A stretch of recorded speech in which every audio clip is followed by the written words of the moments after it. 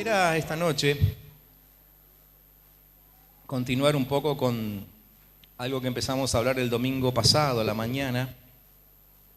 Y si alguno no estuvo el domingo pasado, quédese tranquilo que no se va a perder nada. Además, el video ya está puesto en la página para que lo puedan ver en el momento que ustedes quieran.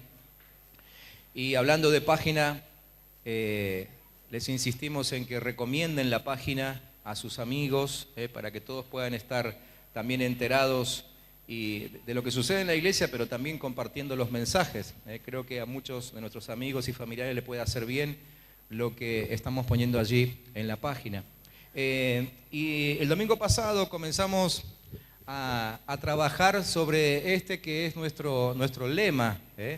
Hemos declarado este año como un año de gloria, conforme a la palabra que el Señor nos dio allí en Isaías 4.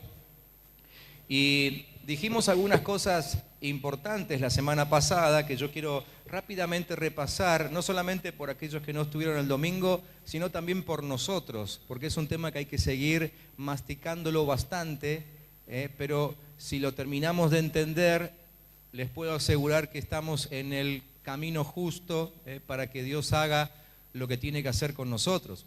Entonces, el domingo pasado, una de las cosas que dijimos es que en la Biblia encontramos tres creaciones diferentes. Podemos hablar de tres creaciones diferentes en la Biblia. Una de ellas dijimos que es la creación natural, ¿no? La que encontramos en el Génesis a partir del primer versículo, ¿no es cierto? Allí ya empieza a relatarse cómo fue creado el mundo en el cual hoy habitamos, ¿sí? Esa es la primera creación, la creación natural. Pero a causa de que el hombre que Dios puso allí para que lo administre pecó, Dios tuvo que comenzar de nuevo. Entonces surge la segunda creación. Me fui para adelante y ahí tengo que estar. Bien. La segunda creación, que es la creación del pacto, o que incluye la creación de Israel, ¿no es cierto? Que es con quien Dios comienza un nuevo plan para salvar a la humanidad, ¿sí? Y la tercera creación es la nueva versión de las dos anteriores. Una de las cosas que decíamos es que tanto en la creación natural como en la primera, en la creación de Israel, Dios va manifestando lo que en realidad quiere hacer en esta nueva creación que estamos viviendo nosotros ahora. Por eso es que los escritores de la Biblia dicen que lo que se ha escrito en la antigüedad fue puesto ahí para ejemplo a nuestras vidas, ¿sí? Así que estas son las tres creaciones que nosotros podemos encontrar cuando recorremos la Biblia, ¿sí? También dijimos el domingo pasado que cuando Dios comienza cada una de las tres creaciones, Dios comienza con una característica particular en cada una de ellas, que es justamente que la creación no tenía forma, estaba vacía y estaba en tinieblas, ¿sí? Como dice ahí en la pantalla, carencia de forma, había carencia de sustancia y había carencia de luz. Así comienza cada una de las creaciones de Dios que encontramos en la Biblia. Entonces, también dijimos en ese momento que Dios comenzó a formar la imagen de Cristo en cada una de las creaciones a partir de la luz, así como en la primera creación Dios dijo sea la luz y a partir de ahí arrancó su creación, así también arrancó con luz en la segunda creación, en la del pacto, cuando Dios creó a Israel, porque dice la historia que se estableció delante de Israel como una columna de fuego, y esa columna de fuego era la luz que los guiaba a ellos. A partir de ese momento comienza Dios un proceso. Y la tercera creación, que es la que estamos nosotros ahora, comienza cuando se nos hace luz de lo que Dios quiere hacer con nosotros, ¿no? Un día se nos hace la luz, conocemos a Cristo y comienza el proceso, ¿sí? Bien, entonces todo esto dijimos en la semana pasada que tiene como fin conducirnos a la gloria de Dios. Dijimos entonces, volviendo atrás, que en la primera creación el fin de ese proceso es el día de descanso. Y explicamos cómo el día de descanso es sinónimo de gloria, ¿sí? Así que en la primera creación todo comienza con la luz y llega a un estado de gloria cuando ya Dios descansa de sus obras, ¿sí? En la segunda creación comienza con la luz que los guía delante de ellos como una columna de fuego y termina en el reinado de Salomón, donde Israel alcanzó su mayor estado de gloria, ¿sí? Con nosotros empieza cuando se nos hace la luz, cuando Cristo, que es la luz del mundo, nos alumbra. ¿Y cuando termina? Cuando nosotros lleguemos a descansar de nuestras obras como Dios descansó de las suyas. Eso está en Hebreos 3 y 4. Y a eso se llama estado de gloria, ¿sí? Entonces, todo en la vida cristiana apunta a que nosotros nos desarrollemos para llegar a ese estado de gloria, ¿sí? Y lo que está escrito en la Biblia está puesto como ejemplo, como modelo, para que entendamos cómo trabaja Dios con nosotros para llevarnos a ese estado de gloria, ¿ok? Luego también dijimos que la gloria de Dios, la gloria siempre viene de Dios y va hacia Dios mismo, ¿no es cierto? Y que teníamos que redefinir la gloria para poder entender ese lema que tenemos para este año 2014. Y entonces dijimos que gloria es la revelación que Dios hace de sí mismo, ¿sí? Entonces, llegamos a un estado de gloria cuando podemos conocer a Dios en toda su magnificencia, ¿ok? Otra vez, en la creación se vio eso, Dios fue viendo que todo lo creado fue bueno, ¿sí? Hasta que todo lo creado lo mostró a Él. Todo lo creado lo magnificó. Y ese día Dios descansó y ese día se alcanzó el estado de gloria, ¿sí? En la segunda creación pasa lo mismo, Se alcanza la mayor gloria en el reinado de Salomón. Y es cuando todos los pueblos de alrededor alaban al Dios de Israel, porque ahí se manifestó la gloria de Dios en plenitud, ¿sí? Entonces, para nosotros que estamos en la tercera creación, ya empezamos a entender que nuestro objetivo, nuestro fin en la vida es llegar a ese estado de gloria donde Dios se manifieste por completo a través de nosotros, donde Dios se refleje por completo, ¿sí? Hablamos de que la gloria de Dios siempre viene de Dios y es para Dios. Solo Dios posee gloria. Nada ni nadie tiene gloria en sí mismo para ofrecerla a Dios. Y mostramos este dibujito con esa llamita por allá arriba que significa la gloria de Dios, que baja a nosotros, se manifiesta en nosotros y vuelve a Él. Decíamos el domingo pasado que yo no puedo crear gloria para Dios.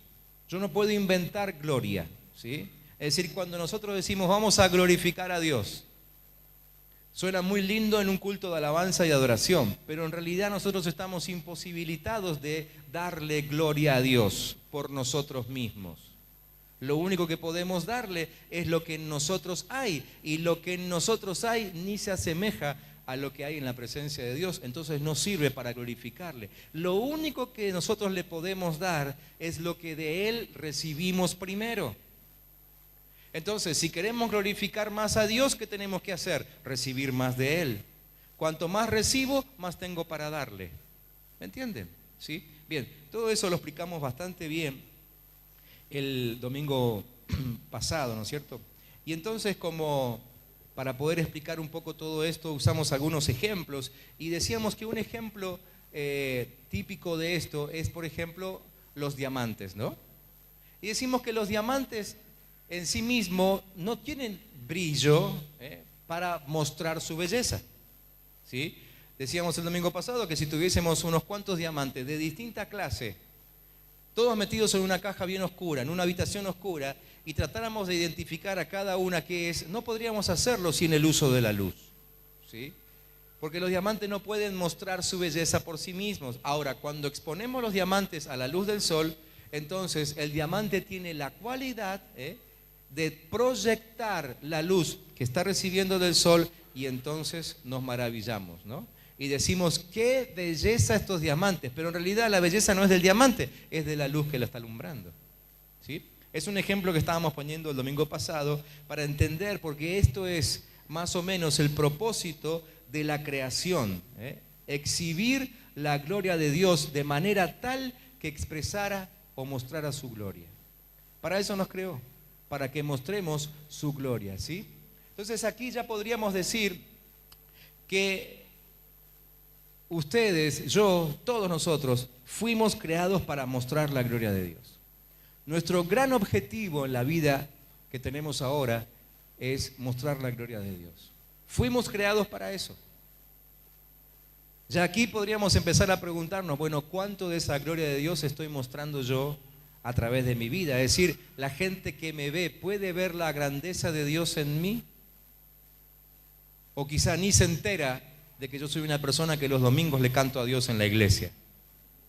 En realidad, si yo adorara a Dios todos los días, si todos los días tuviese ese tiempo de intimidad con Él, donde le exalto, donde le alabo, donde reconozco su paternidad sobre mí, aunque yo no diga nada, se va a terminar viendo que yo soy un hijo de Dios, ¿no? Así que esa es nuestra función, manifestar gloria. El domingo pasado yo les contaba la ilustración del árbol de manzanas en medio del pantano, ¿se acuerdan? Y yo les decía que había leído alguna vez la historia de ese árbol que estaba ahí en medio de un pantano donde nadie lo veía, donde nadie se acercaba ni los animales a servirse de su fruto porque el lugar era horrible, era apestoso, ¿no? Así que el árbol de manzana estaba ahí solito en medio del pantano, pero todos los años daba su fruto. Y todos los años se llenaba de hermosas manzanas, a pesar de que nadie jamás se servía de esas manzanas, ni siquiera los animales que pudiesen andar por ahí. Entonces es como que Dios a través de esa ilustración le estuviese diciendo al árbol, la cosecha es mía y yo veo lo que está pasando dentro de ese árbol de manzana. Para mí es la gloria del fruto que ese árbol está dando ahí. Aunque nadie más lo vea, yo lo estoy viendo. Y que el árbol esté haciendo lo que yo le pedí que haga, significa que me está dando gloria. ¿Se entiende? ¿Sí? Bueno, de hecho lo mismo ocurrió con Jesucristo, ¿no es cierto? Porque Jesús fue un hombre que manifestó la gloria de Dios en todas las formas. ¿Sí? ¿Estamos de acuerdo en eso? ¿Sí? Jesús manifestó la gloria de Dios en todas las formas. Pero ¿quién lo vio? ¿Quién se enteró?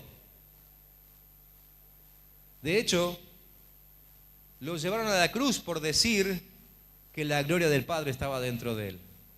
Lo castigaron, se burlaron de él, ¿sí? Lo llamaron mentiroso, quedó humillado públicamente y terminaron matándolo a la vista de todos. ¿Por qué? Porque nadie vio la gloria de él que estaba dentro de él. Pero nosotros hoy, que somos hijos del Padre, no podemos negar que la gloria estaba en Jesús, ¿no es cierto?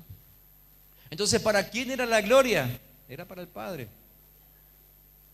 Esa es nuestra función, dar gloria a quien nos creó, a pesar de que quizá nadie vea jamás lo que estamos haciendo. Creo que uno de los pocos que, no sé si llegó a entender, pero por lo menos le dio una respuesta a Jesús sobre esto fue Pedro, ¿sí? El que después llegó a ser el apóstol Pedro. En un momento Jesús le preguntó a los discípulos si se querían ir como se iba toda la gente, porque nadie veía nada en él y empezaron a dejarlo, ¿no? Entonces él le dijo, mira, la verdad que yo no entiendo nada, pero yo siento que tenés palabras de vida eterna. Claro, Pedro se había comprometido en una relación de intimidad con Jesús y por eso llegó a conocer su gloria. Aquellos que no tuvieron intimidad con él nunca la conocieron. No pudieron verla y entonces así los llevaron a la cruz. Nadie puede ver la gloria de Dios con ojos naturales.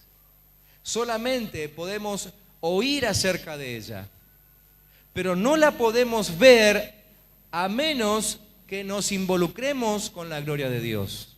No la podemos ver con nuestros ojos naturales, solamente la podemos ver con los ojos del Espíritu. El que no se compromete con Dios no puede ver su gloria.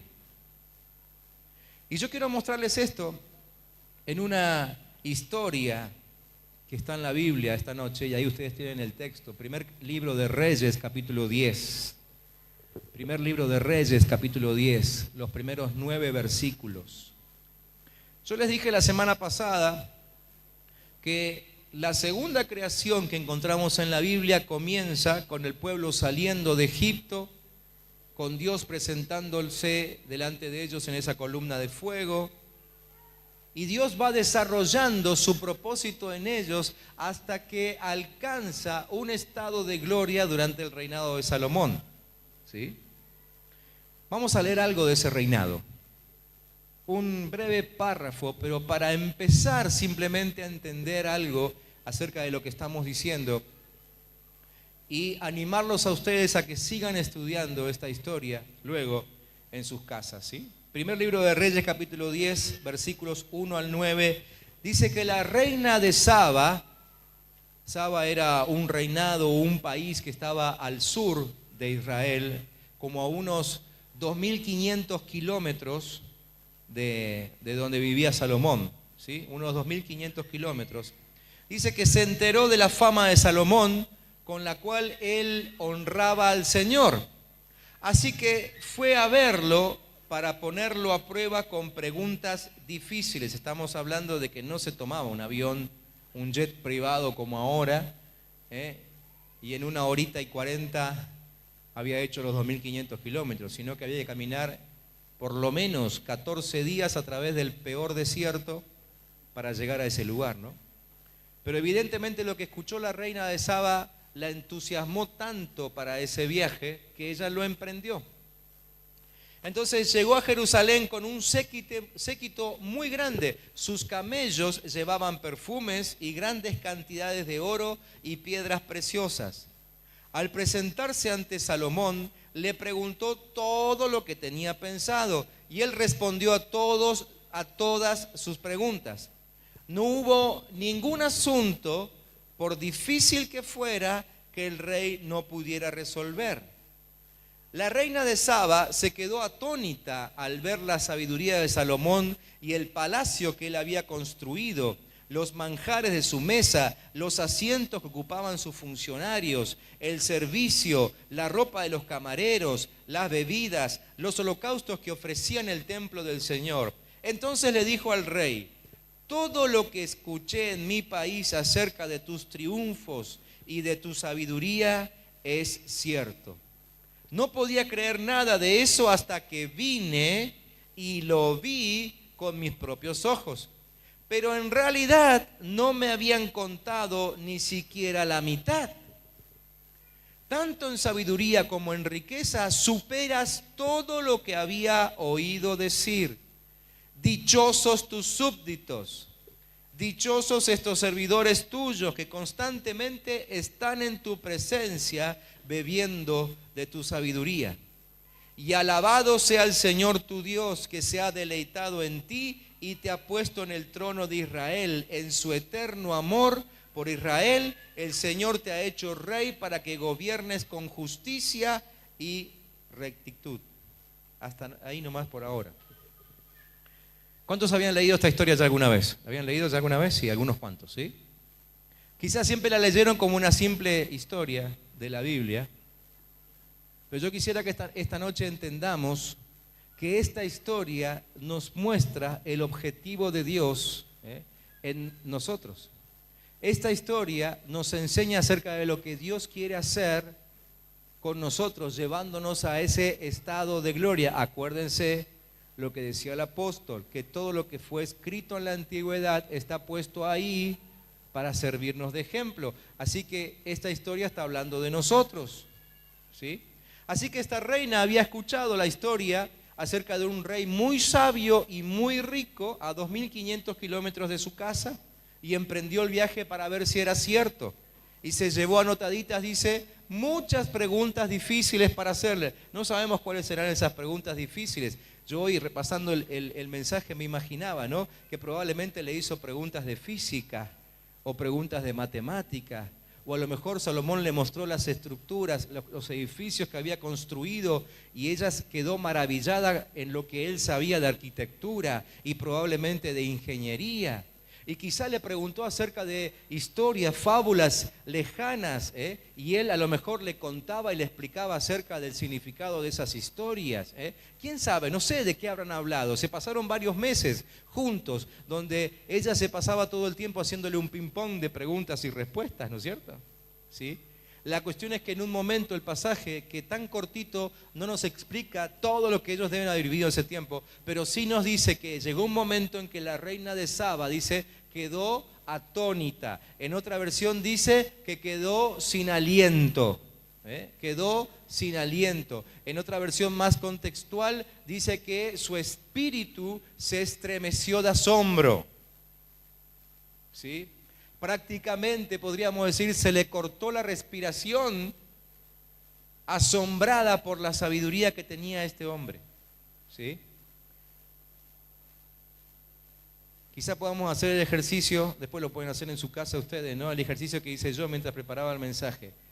Traté de pensar en alguna persona que alguna vez por su inteligencia y sabiduría me haya cortado el aliento a mí. A lo mejor ustedes conocieron una persona de esas, ¿no? Que cualquier cosa, cualquier tema del que ustedes hablen, siempre saben, ¿no? Y siempre saben mucho más que ustedes. Y lo que saben no es verso, lo saben de verdad. Un sabio, un verdadero sabio.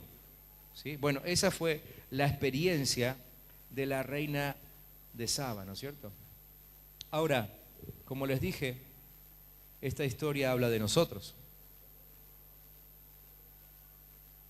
Así que repasemos el pasaje para ver qué nos está diciendo a nosotros. Dice que oyendo la reina de Saba la fama que Salomón había alcanzado por el nombre de Jehová, vino a probarle con preguntas difíciles. Y eso es exactamente lo que hacemos nosotros con Dios. Porque creo que la mayoría de nosotros escuchamos algo de Dios que nos entusiasmó para acercarnos a Él. ¿Sí? Quizá alguno escuchó que Dios es sanador y como tenía un problema de salud vino para ver si era cierto.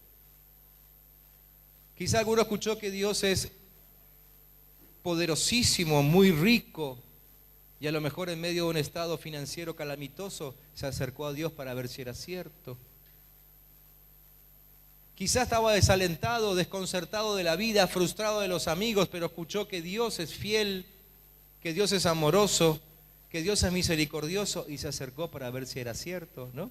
Como la reina de Saba se acercó a Salomón, nosotros nos hemos acercado a Dios porque escuchamos algo acerca de Él. Oímos de la grandeza del Señor y esa grandeza inmediatamente nos atrajo. Y hasta el día de hoy, ¿no? Cuando escuchamos algún testimonio por ahí de lo que Dios hace en otros lugares, díganme si ustedes nos han dicho, ¿cómo me gustaría ir a tal lugar, a tal iglesia, ¿no? A tal país, ver ese avivamiento, estar en aquel lugar donde se adora 24 horas, qué sé yo, no sé. Nos sentimos atraídos por lo que oímos que Dios está haciendo en otro lugar, ¿no es cierto?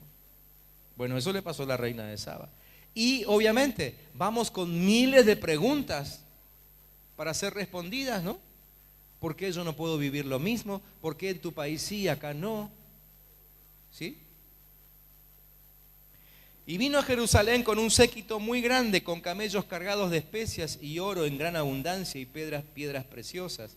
Esto también lo hacemos. En realidad, esto era una costumbre en aquel tiempo, ¿sí? Que los funcionarios que se visitaban siempre iban con un regalo de cumplido, ¿sí?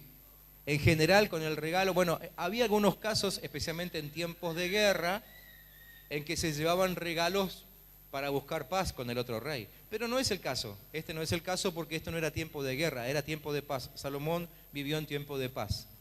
La guerra se terminó con su padre, con David. Así que era tiempo de paz. Ella fue simplemente con regalos porque era la costumbre ir con regalos, ¿sí? Pero probablemente, como para que con esos regalos también el rey diga, bueno, por lo menos no vino con las manos vacías, ¿no? Como vieron cuando uno lo invitan a cenar por ahí, uno dice, bueno, ¿y qué llevo? Llevo una gaseosa por lo menos, ¿no? Como para no ir con la mano vacía, ¿sí? Así fue la reina a ver a Salomón. Y nosotros vamos así a ver a Dios. Porque cuando llegamos a Dios traemos lo mejor de nosotros. De hecho, creo que a muchos nos pasó que cuando recién empezaban a enseñarnos, a discipularnos, a ministrarnos, nosotros sacábamos chapa, ¿no? Sacábamos lo mejor de nosotros y decíamos, pero bueno, pero yo, mirá que yo canto, mirá que yo predico, mirá que yo tengo este don, mirá que yo lo otro, ¿no? Pero a medida que nos van ministrando, se nos va bajando el copete hasta que nos damos cuenta que todo lo que tenemos no sirvió para nada. Le pasó a la reina de Saba.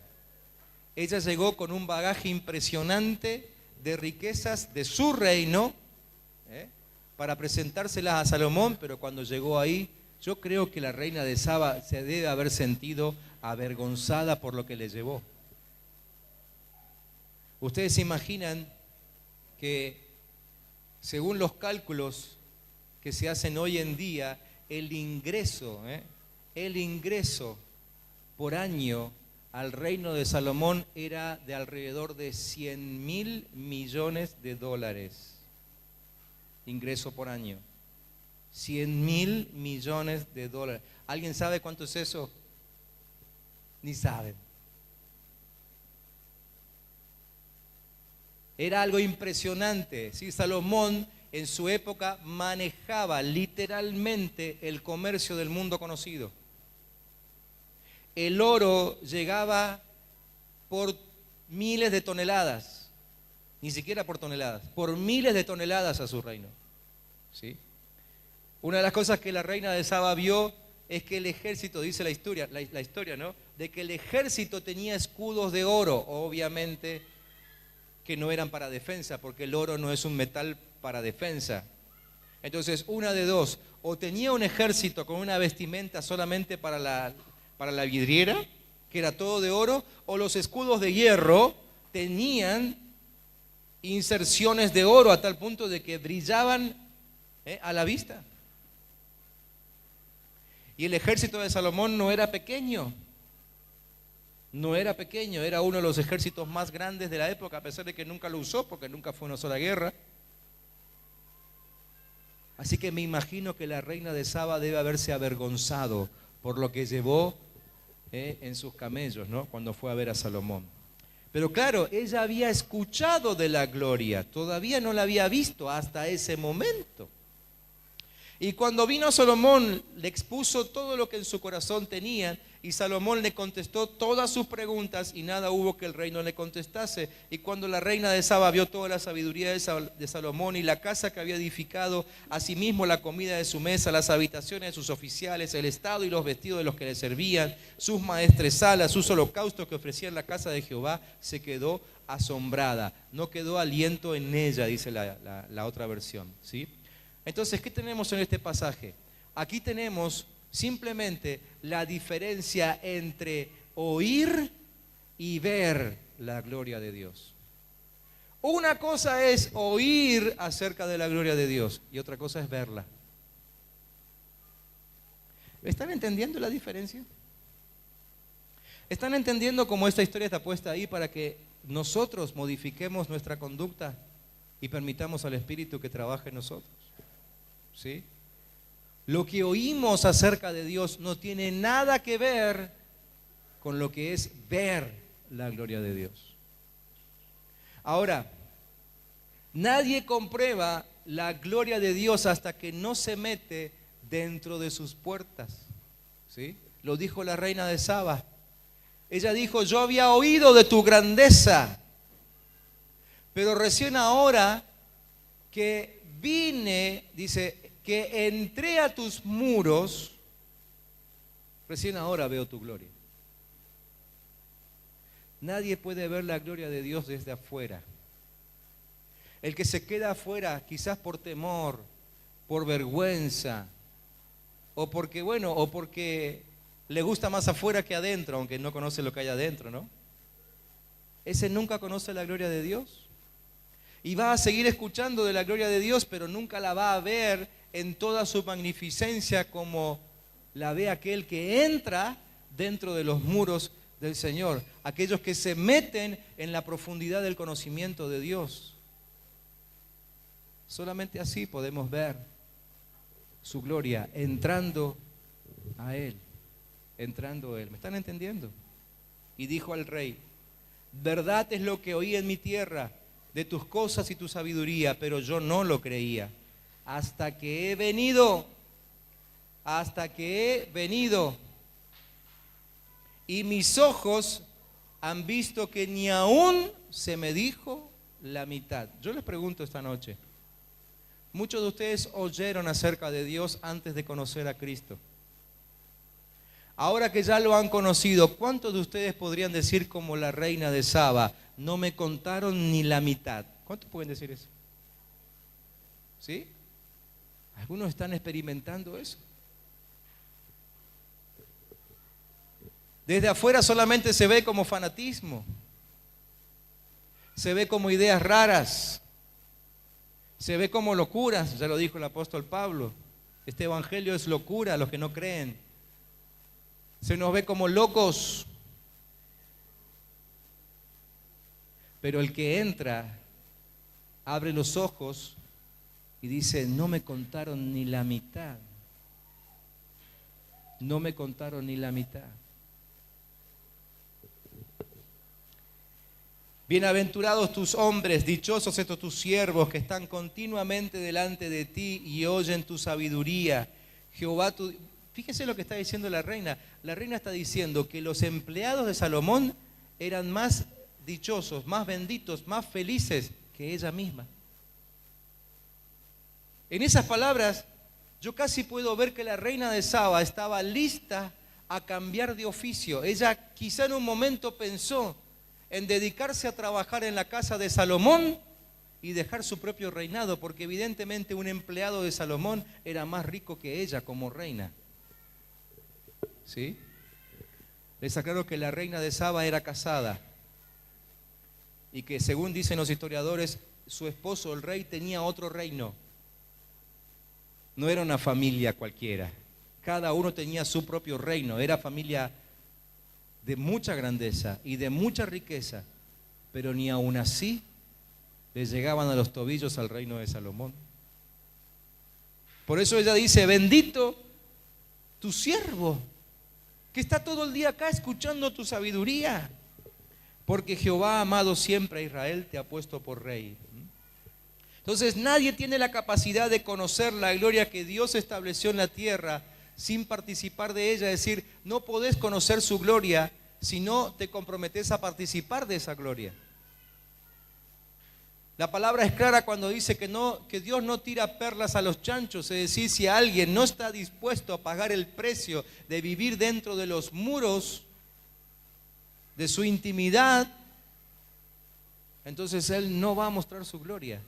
Y seguiremos oyendo de oídas y quedándonos con las ganas y quizás aún pensando que los que están allá son unos locos. Tenemos que decir que probablemente esta historia que acabamos de leer fue el mayor acto evangelístico del Antiguo Testamento.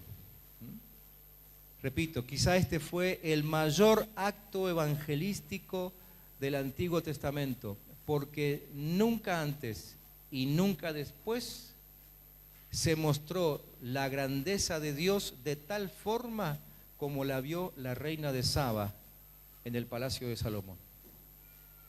Es decir, nunca hubo antes en el Antiguo Testamento y nunca hubo después en el Antiguo Testamento una mejor oportunidad para hablar de Dios que ese momento. De hecho, algunos trazan la relación entre la reina de Saba y se acuerdan del etíope de Hechos 8 que iba leyendo el rollo de la ley y que Dios mandó a Felipe para que le predicara. ¿Se acuerdan de esa historia? Léanla después. Él estaba leyendo y cómo se enteró este etíope allí a miles de kilómetros viviendo en el norte de África. Bueno, algunos trazan la línea de la historia y dicen que a través de la reina de Saba llegó el evangelio a esa zona. Impresionante, ¿no? Y en ningún momento Salomón le presentó las 4 leyes espirituales, ni le hizo evangelismo explosivo, ni ninguno otro de esos métodos evangelísticos que solemos inventar nosotros cuando no podemos mostrar la gloria y tenemos que decir algo para que se entienda que somos cristianos, ¿no? Ojo, no estoy en desacuerdo con esos métodos, pero digo, ¿por qué no probamos primero profundizando con la gloria de Dios? Y cuando la gente vea lo que solamente se puede ver en aquel que está metido dentro de los muros del Señor, entonces creo que vamos a estar testificando como nunca lo hemos hecho. Vamos a estar predicando un evangelio puro, bien puro, aún los mejores métodos evangelísticos. Creo que nos ha pasado a muchos, de estar predicando el evangelio y la persona nos frena y dice, ah, sí, pero viste que fulanito de tal ese dice que es cristiano, y tenemos que empezar a explicar lo inexplicable, porque el testimonio de fulanito no muestra para nada a Dios, pero va a la iglesia.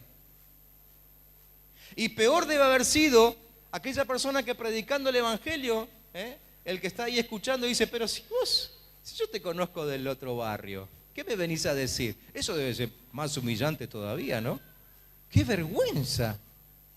Entonces decidimos simplemente no predicar más al evangelio porque nos trae mucha vergüenza. En vez de decir, no, a partir de ahora voy a mostrar la gloria de Dios realmente en mi vida. Y que aún sin predicar la gente se dé cuenta que en mí habita el Dios Todopoderoso. ¿Qué fue lo que pasó en la historia de Salomón y la reina de Saba?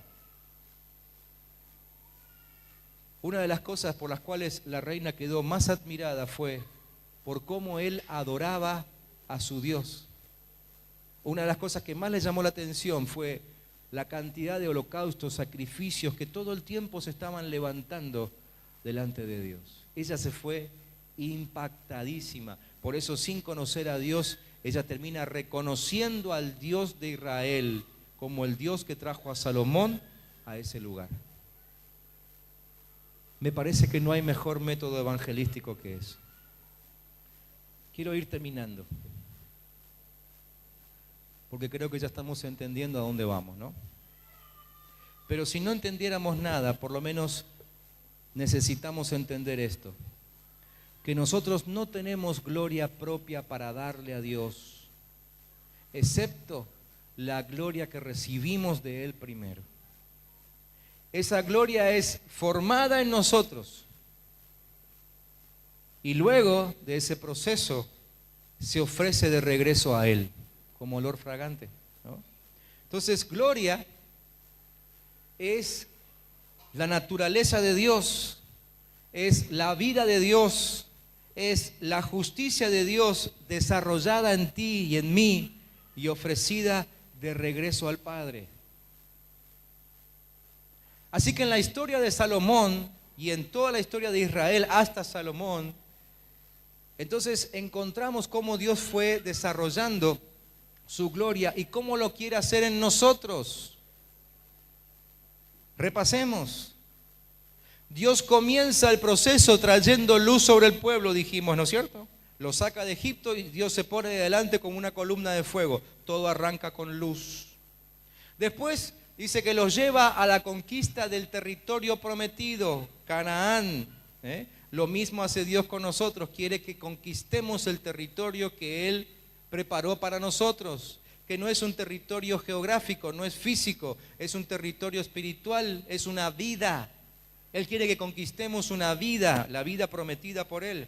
Pero en esa vida, como en Canaán, hay enemigos que tenemos que vencer y sacarlos de ahí. ¿Se dieron cuenta de eso, no? Cuando ustedes se convirtieron, se empezaron a abrir sus ojos y se empezaron a dar cuenta de aquellos enemigos de Dios que estaban dentro de ustedes mismos, ¿sí o no? ¿Cómo se llamaban esos enemigos? Orgullo, vanidad, egocentrismo, temor, ¿sí? Y se fueron dando cuenta que si querían alcanzar la promesa de Dios, había que vencer esos enemigos, igual que los que entraron a la tierra de Canaán, ¿sí? Luego, Dios les permite a su pueblo experimentar distintos tipos de gobierno a través de los jueces. Y les muestra que mientras que se dejen gobernar por Él, pueden sacar dentro suyo distintos dones y talentos para gobernar su tierra. Eso fue lo que pasó en la época de los jueces. Los jueces no eran reyes, no eran gobernantes elegidos, sino que se destacaban a causa de sus dones. Así que iban surgiendo uno primero, después otro.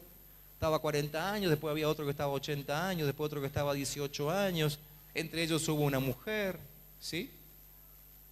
Varios jueces que sin ser nombrados por nadie fueron gobernando la tierra. Como que Dios les permitió, diciéndoles, mientras que ustedes se dejen gobernar por mí, usen los dones para mantener al pueblo en libertad. Pero el pueblo no lo entendió.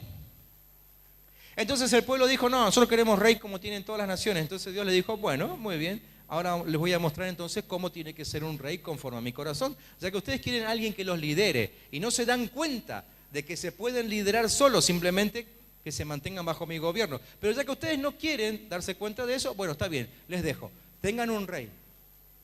Y yo les voy a ir mostrando cuál es el rey que yo quiero. Así que comenzó con Saúl, pero Saúl no sirvió. ¿Sí? Y entonces levantó a David, un rey conforme al corazón de Dios. Y Dios les mostró y les habló a través de esa historia con David cuál es el tipo de reinado que tenían que tener sobre su cabeza. Un rey adorador, un rey apasionado por la presencia de Dios. ¿Sí? Y con ese rey, ¿qué tenían que hacer con ese rey? Liberar la tierra, que fue lo que pasó con David. David dejó la tierra totalmente libre de enemigos. ¿Sí? Y entonces, por último, el último paso fue el estado de gloria con Salomón. ¿Lo pueden ver? ¿Sí?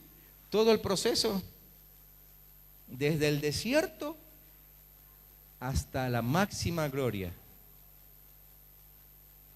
es lo que Dios quiere hacer con vos. Sacarte del desierto, ponerse delante tuyo como una luz que ilumine tu camino. Y a partir de ahí comienza un proceso donde te va a ir enseñando a liberar tu tierra, sacarte los enemigos de encima, traerte plena libertad, hasta que en un momento todo en tu vida muestre la gloria de Dios, a tal punto que quien te vea diga, pero esto es mucho más de lo que me habían contado. ¿Se entiende?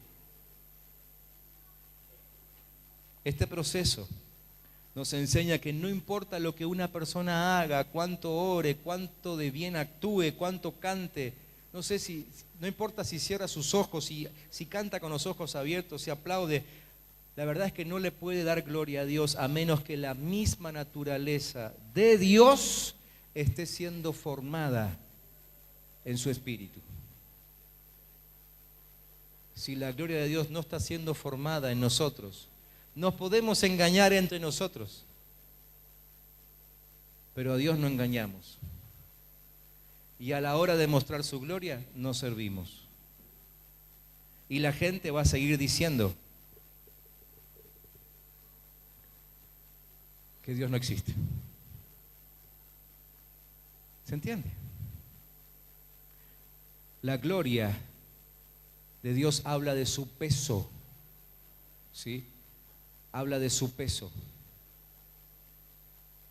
La gloria de Dios habla del peso de Dios.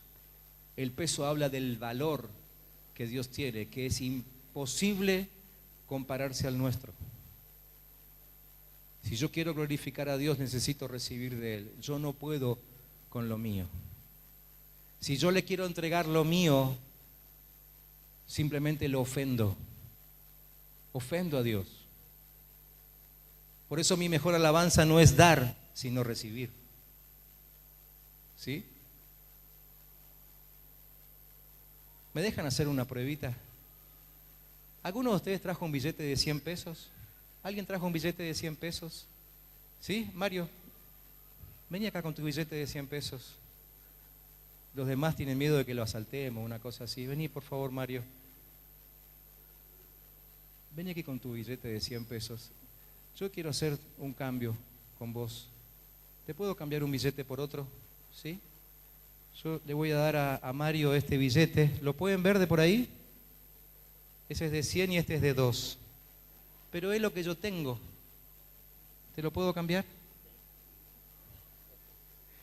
Él me dice gracias porque Mario es muy bueno. Pero díganme, si yo les digo a ustedes, ¿te puedo cambiar mano a mano un billete de 100 por uno de 2? ¿Cuántos de ustedes se sentirían ofendidos? Díganme la verdad, a ver. ¿Se sentirían ofendidos o no? ¿Cuántos dirían, ni loco? Ni loco. Díganme estos. Miren, esto es lo que solemos hacer nosotros con la gloria de Dios. Te voy a devolver, María, para no tener problema con vos. Es lo que hacemos nosotros con la gloria de Dios. Vamos a Él con lo que tenemos encima. Decimos, Dios, te traje esto. Es lo mejor que tengo. Como en este momento me está pasando a mí. Es lo único que tengo encima. No estoy echando lástima. Dejé la billetera en la oficina. En este momento lo único que tengo encima es verdad. Tengo un billete de 2. Entonces le decimos eso a Dios. Te traigo todo lo que tengo. Recibime.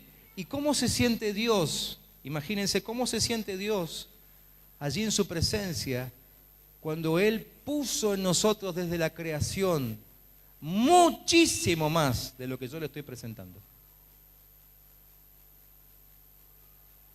Entonces nuestra alabanza al Señor muchas veces le ofende porque yo intento alabarle a Dios con mis fuerzas, mis ganas, mis herramientas. Lo mejor que puedo hacer es recibir de parte de Él. Dios se glorifica a sí mismo a través de nosotros. Yo no lo puedo glorificar a Él. Lo mismo pasó con el pueblo de Israel y tantas otras historias que hoy podríamos seguir recordando, pero no lo quiero hacer más largo. Fíjense lo que decía el apóstol Pablo en Romanos capítulo 1, versículos 19 y 20. Cuando él hablaba en ese capítulo acerca de los hombres que negaron a Dios, él dice, lo que se puede conocer acerca de Dios es evidente para ellos. Para los hombres, ¿sí? Lo que se puede conocer de Dios es evidente para todos los hombres.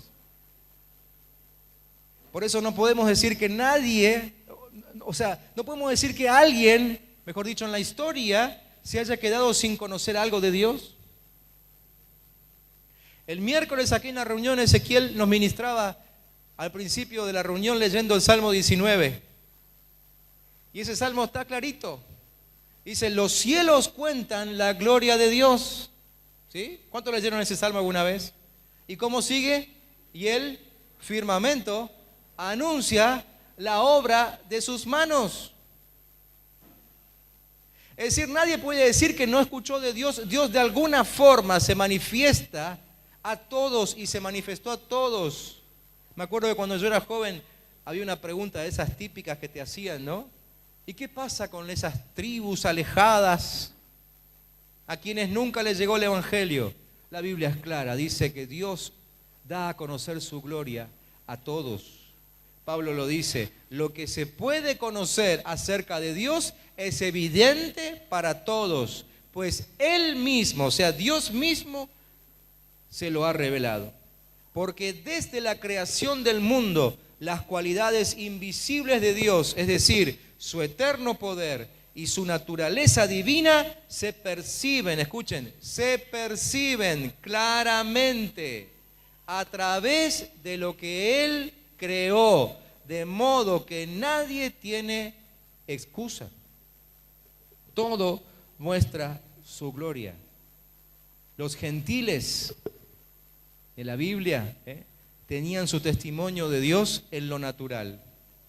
Los judíos tenían el testimonio de Dios en lo natural y en el pacto, la segunda creación. Pero todos, sin excusa, todos recibieron testimonio de la gloria de Dios. En la creación natural todo funciona de acuerdo a la imagen de Dios. Todo. Animales, paisaje, cielo, mar, tierra, todo. La gran pregunta es, ¿qué pasa con el hombre y la mujer? Lo único que hoy no está manifestando su gloria a pleno somos nosotros. Dice el apóstol Pablo un poquito más adelante, por cuanto todos han pecado y están privados. Y otra versión dice, están destituidos de la gloria de Dios. Fuimos creados para manifestar la gloria del Señor. La gran pregunta ahora es, ¿la estoy manifestando? El propósito de Dios es bien claro en su palabra. Todo lo que está escrito ahí fue escrito para que entendiéramos que nuestra vida existe para mostrar la grandeza de Dios. Te voy a pedir que inclines tu cabeza un minutito, o 2, o 3, lo que haga falta. Pero para que delante de Dios puedas pensar, reflexionar y reconocer si realmente tu vida muestra la gloria de Dios o no.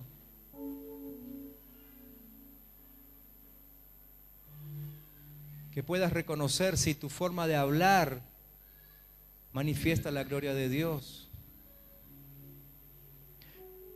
Y vos que te conocés, si tu forma de pensar manifiesta la gloria de Dios. Fuiste creado para manifestar la gloria de Dios. Y creo que nuestro gran premio cuando llegue el día final va a ser del tamaño de la gloria que hemos manifestado. Dicho de otra forma, seremos premiados si en el transcurso de nuestra vida alcanzamos a manifestar la grandeza de Dios.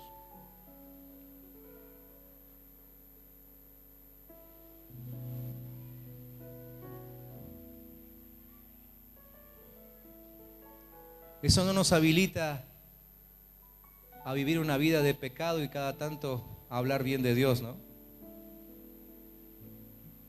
Pero la verdad es que vemos historias como la de Sansón, por ejemplo, que vez tras vez desobedeció a Dios, pero en el final, en el último instante de su vida, quedó bien en claro quién es Dios a través de él. Y todos aquellos que habían escuchado la grandeza de Dios la comprobaron el día en que Sansón volteó ese tremendísimo edificio sobre todos los filisteos, enemigos del pueblo. Ese día se comprobó la gloria de Dios. Por eso Sansón aparece en la lista de los hombres de la fe, de los héroes de la fe, en Hebreos 11. A pesar de tantas cosas desalineadas, pecaminosas que él hizo, cosas que nosotros no haríamos probablemente. ¿Pero por qué? Porque en el último instante de su vida él entendió para qué vivía. Y era para manifestar que Dios es grande, es glorioso. ¿Cuánto manifiesta tu vida la gloria de Dios?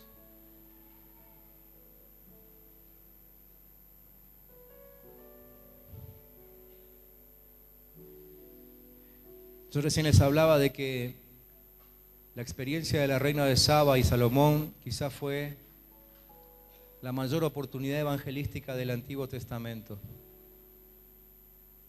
Y quiero volver a eso porque si hay alguna forma en que nuestra tierra va a ser sanada, es cuando nosotros, hijos de Dios, manifestemos su gloria. Podemos inventar 1000 cursos, podemos dar clases de lo que sea en la iglesia, afuera, en la vecinal, en la calle misma. Podemos llevar de nuestra gente al gobierno, podemos preparar nuestros propios candidatos y llevarlos a ellos a la intendencia, a la gobernación, a la presidencia. Pero nada de eso va a servir si cada hijo de Dios no muestra la gloria del Padre. Uno solo mostrando gloria por ahí no alcanza. La palabra dice que antes de que llegue el fin, la tierra tiene que llenarse de la gloria del conocimiento de Dios. ¿Sí? ¿Y esa gloria por dónde corre? Esa gloria no corre por el aire. No es el fin con el cual Dios creó el aire. La gloria no corre por el agua. No es el fin con el cual Dios creó el agua. La gloria solamente puede correr por los hijos de Dios Porque Dios nos creó como envases de su gloria, vasija de su gloria. No hay otra cosa creada que sirva para envasar la gloria de Dios que nosotros. No hay otra. Si Dios no se manifiesta a través de nosotros, mostrándole en su grandeza, Dios no se manifiesta. Este año será un año de gloria si cada uno de nosotros consigue mostrar algo de la grandeza del Padre. Por eso será año de gloria. Porque yo creo que al final de este año muchos de nosotros estaremos mostrando mucho más de la gloria de Dios que ahora. ¿Cuántos dicen amén? El que dice amén es porque se va a comprometer en trabajar en su vida para eso. ¿Sí? Y yo creo que al final del año muchos habrán llegado a este lugar y habrán conocido a Dios gracias a que en nosotros se desarrolló la gloria del Santo y pudimos mostrarle en su grandeza. Esta es la palabra que Dios nos dio para este año. Desarrollar su gloria, mostrar su gloria. Así que a partir de ahora todo el mundo sabe lo que tiene que hacer. El que tiene ministerio, pues dedíquese a eso en su ministerio.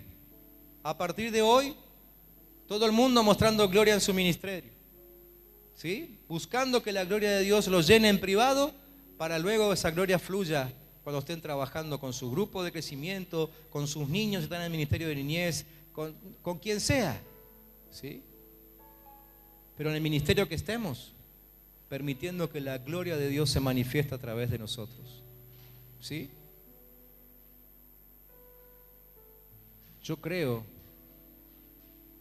que pueden pasar grandes cosas entre nosotros si simplemente nos humillamos y le permitimos a Dios manifestarse a través de nosotros. Cerrá una vez más tus ojos por último, orá al Señor y decirle: Señor, yo quiero manifestar tu gloria. Como decíamos el domingo pasado, si te animás, pedir al Espíritu Santo que te recuerde cada día que tu tarea es mostrar la gloria de Dios. Que cada vez que tu mente empieza a divagar por ahí o tus palabras ya no coincidan con las palabras del Rey, que el Espíritu Santo te recuerde que estás para manifestar su gloria. A partir de ahora, no importa lo que digan de vos, no importa si se rían, no importa si se burlan, lo que importa es que la gloria de Dios se vea. ¿Amén? ¿Cuántos están de acuerdo con esto? ¿Sí? ¿Serían capaces? Acuérdense que alguna vez les expliqué que levantar la mano en una de nuestras reuniones es como firmar un pagaré, ¿no? Porque quedamos comprometidos, ¿sí? ¿Cuántos de ustedes estarían dispuestos a trabajar para que se muestre la gloria de Dios? Aunque queden en ridículo, aunque la gente se burle de ustedes, ¿sí están dispuestos? ¿Son capaces de ponerse en pie para manifestar esto? Y aún entre nosotros ayudarnos,